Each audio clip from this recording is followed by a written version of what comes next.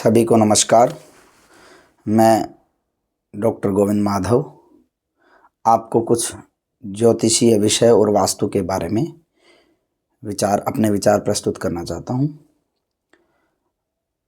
काफ़ी समय से शुक्रस्त के कारण और मलमास के कारण लोग भवन निर्माण के मुहूर्त का इंतज़ार कर रहे थे।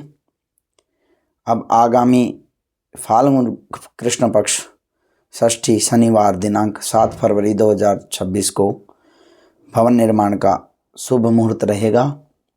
उसका समय अभिजीत मुहूर्त समय में मध्याह्न 12:03 से 12:51 तक का रहेगा। इस समय में शिलान्यास का शुभ समय रहेगा। शिलान्यास करते समय क्या मुख्य बिंदु होते हैं जिनको हमें ध्यान रखना चाहिए? शिलान्यास ब्राह्मण द्वारा ही करवाना चाहिए। यदि किसी कारणवश ब्राह्मण उपस्थित नहीं हो पाते हैं तो आपको भी शिलान्यास की जानकारी होनी चाहिए। सर्वप्रथम दीपक प्रज्वलित करके गणपति आदि देवताओं का पूजन करके, विश्वकर्मा का ब्राह्मण आदि का पूजन करके और पंचशिला का पूजन करके और भवन निर्माण का मुहूर्त लगाया जाता है। उसमें ताम्र की जो गड्डी होती है उसमें सर्प सर्पणी और चांदी के सिक्के को स्थापित किया जाता है। सर्प सर्पणी का जो मुख होता है वह मुहूर्त के अगले कोण में होता है। जैसे वर्तमान में ईशान कोण में मुहूर्त चल रहा है तो सर्प सर्पणी का मुख वायव्य कोण में होगा। वृश्चिक, धनु और मकर की संक्रांति में मुहूर्त ईशान कोण में लगता है, भवन निर्माण का मुहूर्त। कुंभ, मीन, मेष की संक्रांति में वायव्य कोण में लगता है। वृष, मिथुन, कर्क की संक्रांति में नैऋत्य कोण में लगता है। सिंह, कन्या, तुला की संक्रांति में अग्नि कोण में मुहूर्त लगता है। और वर्तमान में मकर की संक्रांति चल रही है तो भवन निर्माण का जो मुहूर्त है वह ईशान कोण में रहेगा। ईशान कोण में मुहूर्त लगाते समय सर्प सर्पणी का मुख वायव्य कोण की तरफ कर देवें। ताम्र की जो गड्डी है उसमें घृत भरना चाहिए। वह ताम्र गड्डी घृत पूरित होनी चाहिए, तब उसको स्थापित करना चाहिए।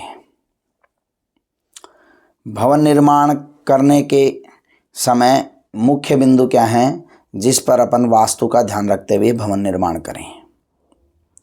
भवन निर्माण करते समय अग्नि कोण में रसोई का निर्माण करना चाहिए।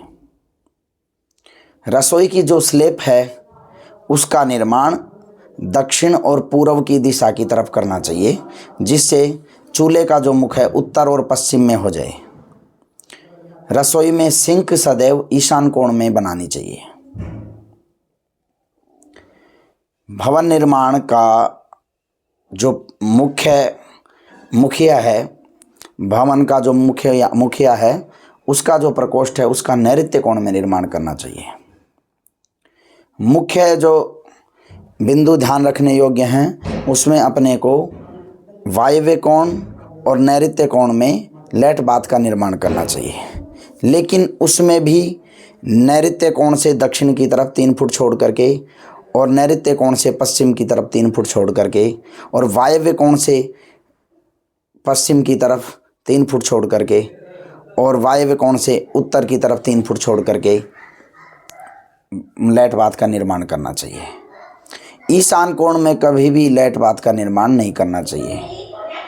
भवन निर्माण में सीढ़ियों का निर्माण इंद्र यम राज की पद्धति से होता है, जिसमें 17 और 23 सीढ़ियों का निर्माण करना चाहिए।